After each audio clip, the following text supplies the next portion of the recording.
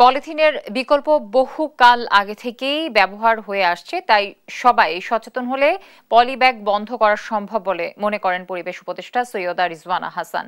মঙ্গলবার বিকেলে পরিবেশ অধিদপ্তরের পলিথিন ব্যাগ ব্যবহার বন্ধকরণ কার্যক্রমে স্বেচ্ছাসেবকদের সনদ বিতরণ অনুষ্ঠানে এই মন্তব্য করেন তিনি। বলেন, পলিথিন উৎপাদন শ্রমিকরা মানবেতর পরিবেশে কাজ করলেও তা নিয়ে সোচ্চার নয় কারখানা মালিকরা। পলিথিন ব্যাগ বন্ধ না হলে পরিবেশ রক্ষা সম্ভব হবে না উল্লেখ করে ঢাকার বাইরে সরবরাহ ঠেকাতে পুলিশকে নির্দেশনা দেয়া আছে বলেও জানান উপদেষ্টা। স্ট্র খেতে লাগে কেন? একটু ফ্যাশন করে কোকটা টান দাও, তার দরকার নাই তো বাবা। এই স্ট্রটা 100 বছরেও পৃথিবী থেকে যাবে না। আমাদের বাবারা দাদারা যেটাতে বাজার করেছেন সেটাই আমাদের বিকল্প। কোনোদিনও পলিথিন শপিং ব্যাগ যারা বানায় তারা আমার শ্রমিকের ক্যান্সার হচ্ছে বানাবো না এই কথাটা বলে না।